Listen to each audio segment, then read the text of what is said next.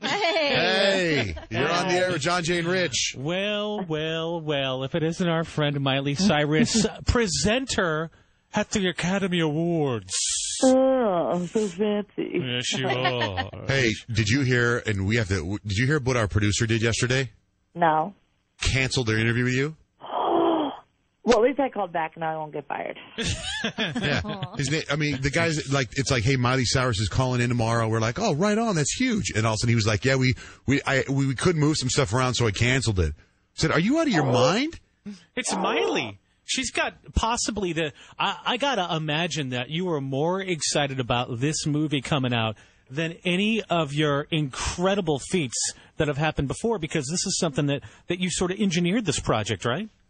Yeah, my mom was the exec producer because she's always been a huge fan of Nicholas Sparks, so she kind of got a hold of the script and they kind of started talking and kind of picturing me in it, and so I'm like super lucky that everyone that was a part of it like cared so much about it. It had a special place in their heart, so that was cool. So hey, this is the dude that did The Notebook, right? Yeah, it's that dude. And so did he? The way I heard the story is like you saw him, you met him, and you said, I want to do something. And he's like, well, I don't have anything yet. And then he wrote this. You know how stories get like translated so many times that even you forget how it happened? Yeah. That happened to me. So many people have been like, well, Miley met Nick, and then some people are like, well, Nicholas wrote this, and now I'm like, I don't even know if I've ever met Nicholas in my life now. I don't even know who Nicholas is. So I'm so confused. I don't even know The Notebook. I don't even know who I am. They called it The Notebook. I've never seen it. No, I've never really seen it. But I just remember him coming over to the house and like reading it to us, like we were all had like the the fire going, the fireplace, and like having dinner, and then he like told it, and it was like a cool story. And somewhere along the lines, I got cast. Hey, by the way, so I was kind of making fun of you the other day because of the Oscars. Rude. Well, let me tell you what happened. So you come out in the Oscars with that Amanda Siegfried girl, right? And you come out and you flub your lines, right? You know how you flubbed your lines? Yeah. And then you said, oh, sorry, we're both kind of nervous. Why don't we play it for Miley so she can relive the moment for a second? Listen. They won not just for writing a great song, but for writing a great song specifically for a motion picture to serve a specific function in the movie. We're both kind of nervous. It's our first time on this stage. Let's just look at how these songs were used in those movies. Wait, can I tell you something? She was more nervous than I was. She's the one that got me freaked out. She was back there going, the revolver. What if your dress gets caught in the revolver? What if you fall down the stairs? What if our dress becomes one? And then Adam Shankman's like, oh, don't forget to add personality to it. And I'm like, knowing me, I'm going to like flub the lines and be like, oh, well, my movie comes out this, go see it. Try to freaking get like a plug in there. So that's just my personality. But yeah, we were both so nervous, and I wasn't even nervous until she was the one freaking me out. Yeah, but as a viewer, I didn't know what was going on. All of a sudden, I got you throwing her under the bus. You're like, sorry, we're both really nervous. And she's like, well, I didn't screw up my lines. As a viewer, you should have thought so much into it. You should have just laughed and said, oh, how cute. Her first time at the Oscars. She's adorable. How cute. She's trying to get the whole backstory. How cute. Here's Miley Cyrus, one of the biggest stars in the world, and this girl just did her first little movie, and you're like, we're both really nervous. Yeah, you're throwing the ABBA chick under the bus. That's fine. Hey, so would it be fair to say that we inspired you to cover the Poison song, Every Rose Has Its Thorn, since it happened right here in our studio for the first time? Fine. I'll give it to you. I'll give it to you so you guys will stop yelling at me about throwing the ABBA chick underneath the bus. I'll give it to you. Miley, a year ago, you were in the studio. A year ago, okay? We went to that other little part of the building here, and we were just hanging out. We started playing, Rich was playing the guitar. I started singing Every Rose Has Its Thorn. You jumped in with me singing it. Okay. I'll let you guys have it. Yes, you guys inspired me. And you said, oh, my God, I love that song. And then you started singing along, Every Rose Has Its Thorn. My favorite thing of all history is when people redo my voice, like reenact my voice. I get so many different versions. How'd I do? That one's good. Thank you. I come from a long line of Texas blood, so I feel I can assimilate. By the way, the previews for this movie, the first time I saw it was during the Oscars, the previews for it. And I think that's perfect casting for Greg Kinnear.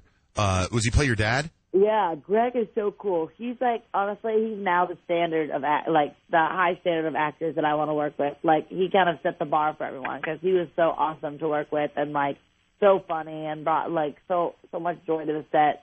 And he's probably the weirdest guy I've ever met in my life, but I love him so much, and I felt like he's just, honestly, he's, like, is so weird. Like, it's funny, when it's his shots, he is, like, so method. It's, like, ridiculous. Like, he is my dad, and he is, like, dying, and he is this and that.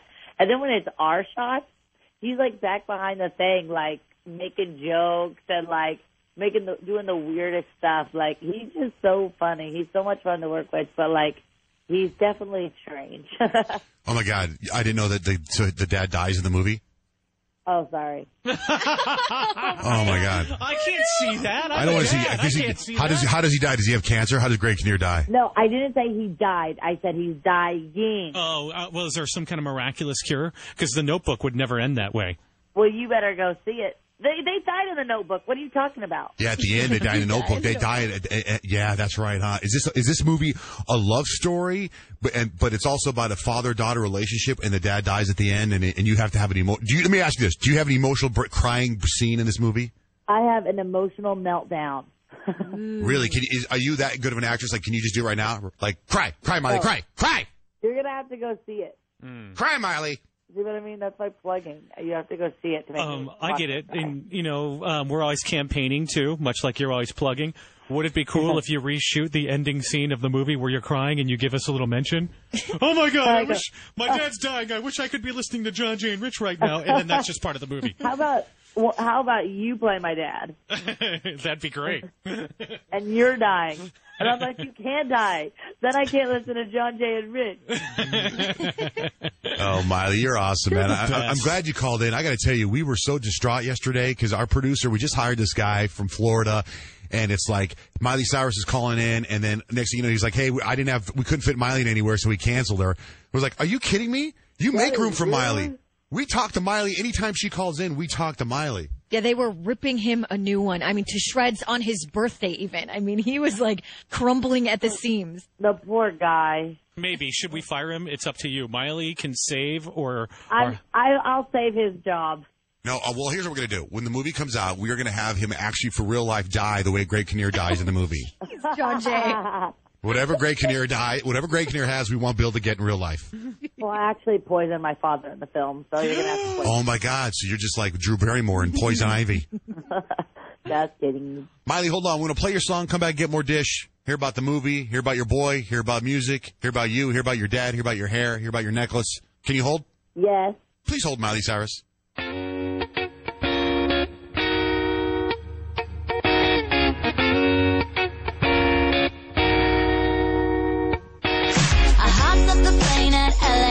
With a dream, my cardigan. Welcome to the land of fame excess. Am I gonna fit in? Jumped in the cab, here I am for the first time. Look to my right and I see the Hollywood sign. This is all so crazy. Everybody seems so famous. My tummy's turning and I'm feeling kinda homesick. Too much pressure and I'm nervous. That's when the taxi man turned on the radio. And JohnJay and Rich were on. And JohnJay and Rich were on. And JohnJay and Rich were on. So I put my hands up to play my song. The butterflies fly away. I'm nodding my head like yeah. Moving my hips like yeah. Got my hands up to play my song. You know I'm gonna be okay. Yeah. It's a party in the USA. Yeah. It's a party in the USA. Get to the club in my taxi cab. Everybody's looking at me now. Like, who's that chick that's rocking kicks? She gotta be from out of town. So hard with my girls on around me. It's definitely not a Nashville party. Cause all I see is the